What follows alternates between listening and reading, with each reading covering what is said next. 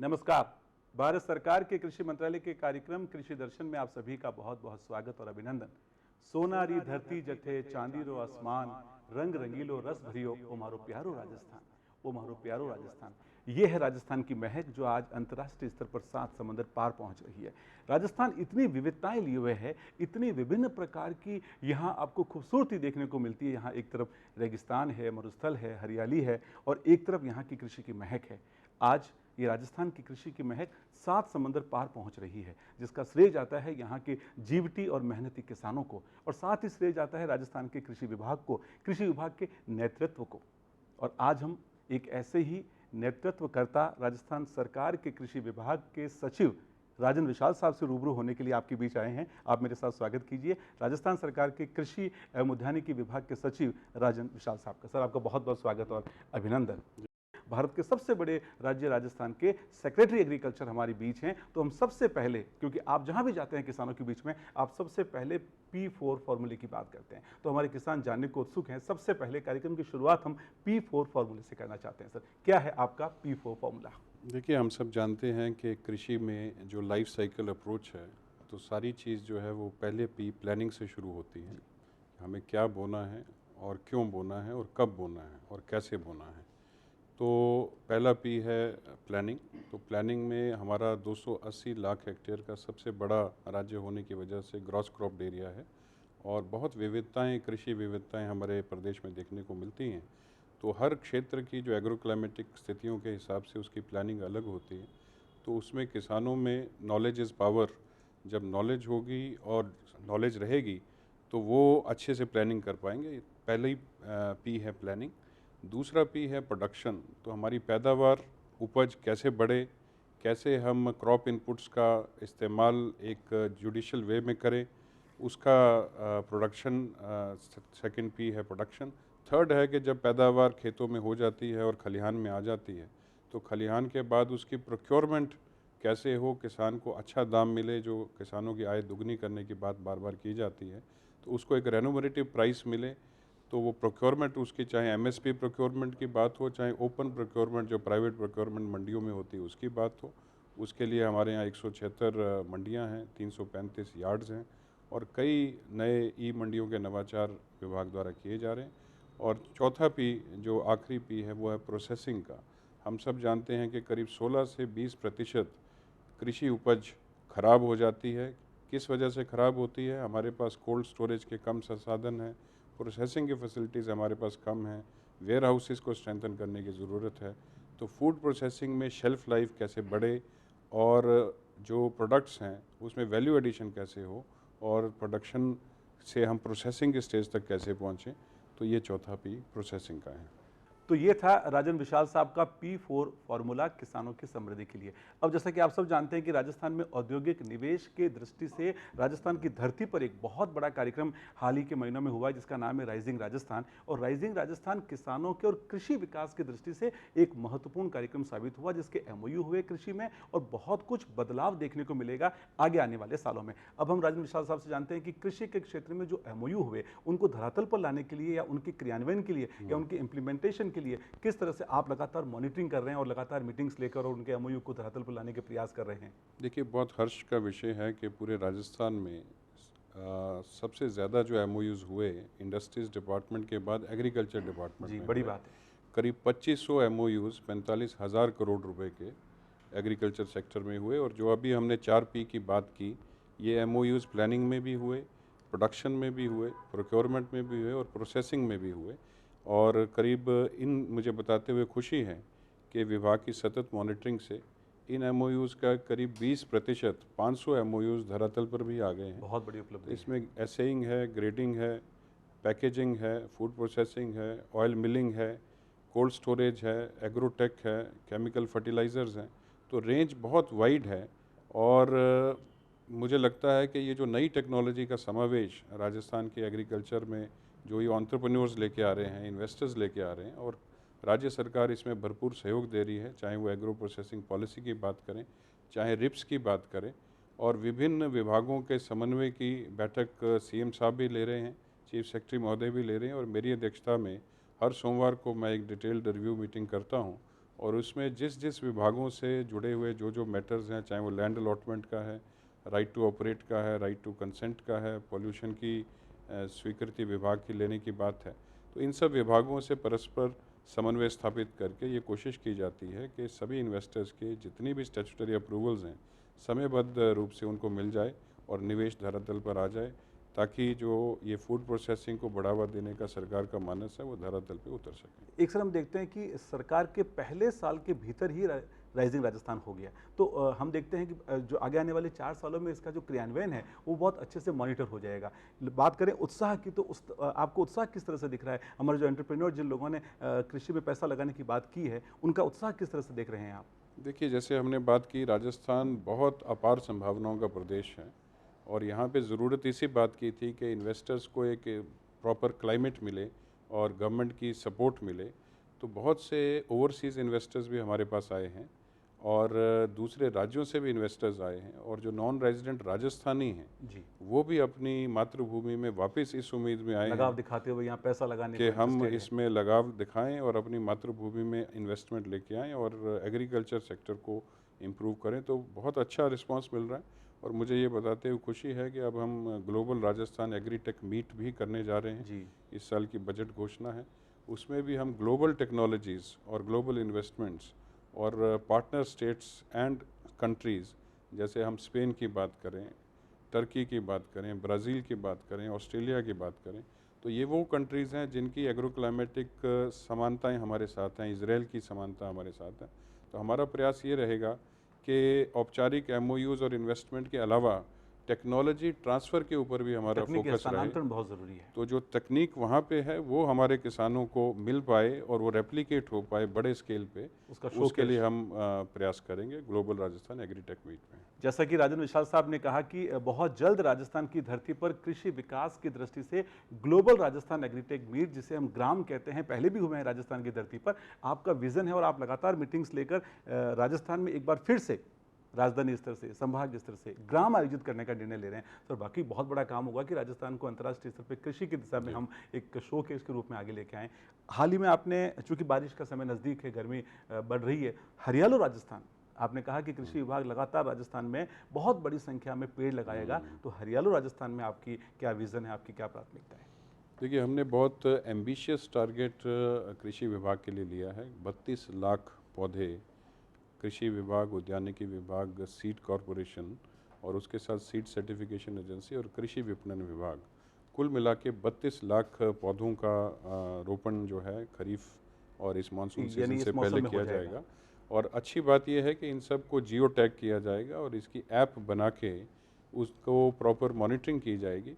हम ये भी प्रयास कर रहे हैं कि इस मियावाकी टेक्निक पे अर्बन फॉरेस्ट्री जो है वो अच्छे अच्छे शहरों में एक आइलैंड्स ऑफ ग्रीनरी बनाई जाए, और उसके साथ साथ पब्लिक पार्टिसिपेशन पे भी हम लोग फोकस कर रहे हैं।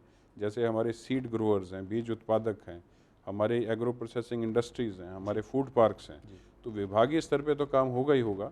उसके साथ साथ अच्छी बात यह है कि हम पब्लिक को भी पार्टिसिपेटरी अप्रोच में साथ लेके आएँ और ये इंश्योर करें कि ये जो जितने पौधे लगेंगे ये सब जीवित रहें, मोर्टेलिटी रेट सबसे कम रहे और इनकी निरंतर देखरेख की जा सके। राजन विशाल साहब, कृषि के साथ साथ उद्यानिकी भी देखते हैं राजस्थान की, और उद्यानिकी आज की तारीख में बात करें तो राजस्थान में बहुत अपार संभावना वाला क्षेत्र है, क्योंकि यहाँ हाईटेक हॉर्टिकल्चर हो रहा है, यहाँ की फ्रूट्स बाहर जा रहे हैं और किसान मालामाल हो रहे हैं। राजस्थान में सर, किस तरह से आप सोचते हैं कि एक्सीलेंसी सेंटर का दायरा और बढ़ाने का आपका क्या विचार है? क्योंकि राजस्थान में एक्सीलेंसी सेंटर अभी कम है और सब्जियों की, फूलों की, फलों की खेती के लिए एक्सीलेंसी सेंटर का दायरा बढ़ाने की दिशा में आप क्या सोच रहे हैं? देखिए, 9 सेंटर ऑफ एक्सीलेंस चरणबद्ध रूप से अगले 4 साल में खोले जाएंगे। अभी अंजीर का सिरोही में, बी बहुत खूब। कीपिंग का टोंक में, एक और बी कीपिंग का भरतपुर में, एक protected cultivation and micro irrigation का जयपुर में, आम का बांसवाड़ा में, इसी तरह लहसुन का बारा में। तो ये सेंटर ऑफ एक्सीलेंस कई नए जो हैं वो हम लेके आ रहे हैं। जी, खजूर का, डेट पाम का सेंटर ऑफ एक्सीलेंस जो है वो भी बीकानेर में स्थित है। हमारा प्रयास ये है कि सेंटर ऑफ एक्सीलेंस में न केवल hardened plant species, plant material किसानों को उपलब्ध करवाया जाए, साथ ही साथ जो बेस्ट टेक्नोलॉजी ऑफ कल्टीवेशन है उसकी शो केस डेमोन्स्ट्रेशन भी वहाँ पे हो, ताकि किसान वहाँ पे आके उसको सीख सकें। किसानों को आज उनकी उपज को बेचने के लिए ऑनलाइन मंडी का एक ऐसा नवाचारी प्रयास राजन विशाल साहब ने किया है जिसे हम ई मंडी प्लेटफॉर्म कहते हैं। क्या है ये ई मंडी प्लेटफॉर्म और कैसे किसान इससे लाभान्वित होंगे, सर हमारे किसान भाई जानना चाहते हैं ई मंडी प्लेटफॉर्म के बारे में। देखिए, हम सब जानते हैं कि किसान की जब पैदावार होती है तब भी किसान को कम पैसा मिलता है, और जब कम पैदावार होती है तब भी किसान को कम पैसा मिलता है, क्योंकि मंडी में एक साथ ज़्यादा आवक होने से प्राइसेस गिर जाते हैं। हम खेत से खरीद नाम से एक ई मंडी प्लेटफॉर्म शुरू कर रहे हैं, ताकि जो मिडल मैन है, जो बिचौलिए हैं, उनको हम माइनस करके सीधा किसान को ख़रीदार से जोड़ने की दिशा में काम करें, और ऑनलाइन प्लेटफॉर्म में मार्केट मेकिंग हो जाए डिमांड एंड सप्लाई की। तो जिसका जितना माल है उसकी क्वालिटी एंड उसकी क्वांटिटी वो अपना उस ऐप पे, उस डिजिटल प्लेटफॉर्म पे चढ़ाएगा, और उसको ख़रीदने वाले लोग जो हैं, जैसे हम अमेज़ॉन, फ्लिपकार्ट और दूसरे ई कॉमर्स प्लेटफॉर्म में हम ONDC में करते हैं, तो किसान और ख़रीदार का मैचिंग ऑनलाइन होगा और अच्छा रेन्यूमरेटिव प्राइस किसान को मिलेगा। राजन विशाल साहब से जानते हैं कि किस तरह से इतना बड़ा राजस्थान है, भारत का सबसे बड़ा राज्य है, योजनाएं राजस्थान सरकार की बहुत है, लेकिन हम सबसे पहले जानते हैं कि केंद्र सरकार की, भारत सरकार की जो योजनाएं उनका राजस्थान पे धरातल स्तर पर किस तरह से क्रियान्वयन हो रहा है। चाहे बात किसान सम्मान निधि की हो, चाहे प्रधानमंत्री फसल बीमा योजना की हो, चाहे प्राकृतिक खेती मिशन की हो, तो केंद्र सरकार की योजनाओं का आपके नेतृत्व में राजस्थान में किस तरह से क्रियान्वयन हो रहा है, किस तरह से वो धरातल पे आ रही हैं। देखिए, राष्ट्रीय कृषि विकास योजना, जैसे आपने सही कहा, हमारे विभाग की एक सबसे बड़ी योजना है।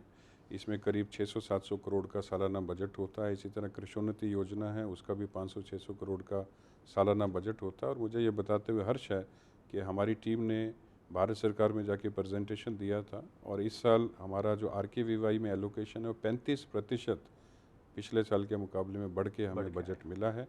और RKVY के सभी कंपोनेंट्स का बहुत अच्छा क्रियान्वयन हो रहा है। PDMC का मैं जिक्र करना चाहूँगा, पर ड्रॉप मोर क्रॉप, जिसके तहत स्प्रिंकलर, माइक्रो इरिगेशन, MIDH के तहत प्रोटेक्टेड कल्टीवेशन के ग्रीन शेड्स, ये सब धरातल पे बन रहे हैं। 120 क्लस्टर हमने प्रोटेक्टेड कल्टीवेशन के नए शुरुआत की है।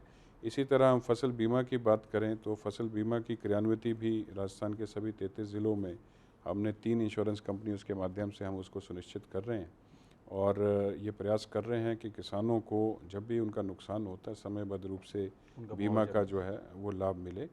एक अब बात हम जानते हैं राजन विशाल साहब से कि आज की तारीख में बात करें किसानों के लिए तो सबसे महत्वपूर्ण हो गया है वैल्यू एडिशन। सर, कृषि प्रसंस्करण आज बहुत अहम हो गया है। जो किसान केवल उत्पादन तक सीमित थे, यदि वो वैल्यू एडिशन पर आकर अपने उत्पादन के साथ यदि प्रसंस्करण की दिशा में आगे नहीं बढ़ेंगे, तो प्रसंस्करण की कोई ऐसी नीति, योजना या किसानों को आगे लाने का ऐसा प्रयास आपके नेतृत्व में हो रहा है तो वो बताइए। देखिए, इसी दिशा में FPO एंड FPC, जो हम फूड फार्मर्स प्रोड्यूसर ऑर्गेनाइजेशन की बात करते हैं, करीब 900 FPOs हमारे राजस्थान में ऑलरेडी काम कर रहे हैं।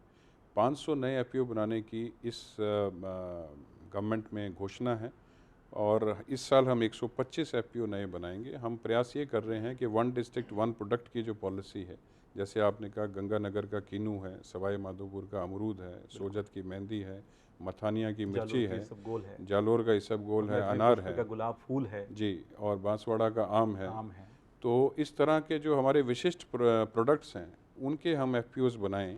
इसी तरह ऑयल सीड में आप देखेंगे, पहले हर गांव में कच्ची घानियाँ होती थी और घानी का तेल निकलता था। अब धीरे धीरे रिफाइंड इंडस्ट्री पे लोग माइग्रेट कर गए। तो सेल्फ सस्टेन्ड हर गांव में ऑयल का भी इंडस्ट्री हो, प्रोसेसिंग लोकल स्तर पे हो, उसके लिए FPOs को बढ़ावा देने के लिए राज्य सरकार नए 500 FPO बना रही है। आज इस कार्यक्रम में हमारे कृषि प्रेमी और हमारे किसान बंधु रूबरू हो रहे हैं राजस्थान सरकार के कृषि एवं उद्यानिकी विभाग के सचिव राजन विशाल साहब से। जब राजन विशाल साहब से बात हो और नवाचारों की बात हो, तो कृषि, मसाला और बागवानी फसलों को GI टैग दिलवाने की दिशा में जो आपका नवाचार है, वो हाल ही में अभी 2 हफ्ते पहले ही आपने एक बड़ी मीटिंग लेके और ऐसी फसलों को GI टैग दिलवाने की दिशा में जो काम किया है, सर, ये भी एक आपके हाथों से नवाचार है। इस दिशा में क्या प्रयास रहे हैं और आगे क्या कार्य योजना है? देखिए, आप सभी जानते हैं, जैसे अभी हमने बात की, हर ज़िले का एक विशिष्ट प्रोडक्ट है, और हैरानी की बात यह है कि कृषि अगर GI टैग की बात करें तो आज की डेट में राजस्थान के पास सिर्फ एक GI टैग है, और वो है सोजत की मेहंदी का। जबकि हमारे यहाँ पे बहुत विशिष्ट प्रोडक्ट्स हैं और बहुत संभावनाएं हैं। और मुझे ये बताते हुए खुशी है कि जो नागौर की पान मेथी है, जो अभी तक कसूरी मेथी के नाम से जानी जाती थी, तो नागौर की पान मेथी एक विशिष्ट प्रकृति की पान मेथी है, उसमें जीआई टैग मिले। उसकी हमने सक्सेसफुली एप्लीकेशन जो है जीआई टैग ऑफिस चेन्नई में हमने लगवा दी है। इसी तरह जो केर सांगरी जो 5 स्टार होटल की मेन्यू में भी एंट्री कर चुकी है, तो केयर के लिए भी हमने जीआई टैग की एप्लीकेशन सक्सेसफुली लगा दी है। एक कोऑर्डिनेटेड एफर्ट में हमने तीनों विभाग की एक कमेटी बना के टाइम बाउंड इसका एक एक्शन प्लान तय कर दिया है। तो ये बहुत अहम नवाचार साबित होगा राजस्थान के कृषि इतिहास में हमारी फसलों को जीआई टैग दिलवाने के संबंध में कृषि विभाग का।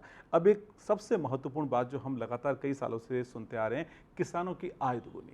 सर, आप लगातार कृषि विभाग में हैं और आप बहुत बड़े लेवल पर आप मॉनिटरिंग करते हुए इस बात को महसूस करते होंगे कि क्या कुछ किया जा सकता है या किसान क्या करे, किस तरह से वो कृषि विभाग से जुड़े कि आमदनी बढ़ने की दिशा में वो आगे बढ़े।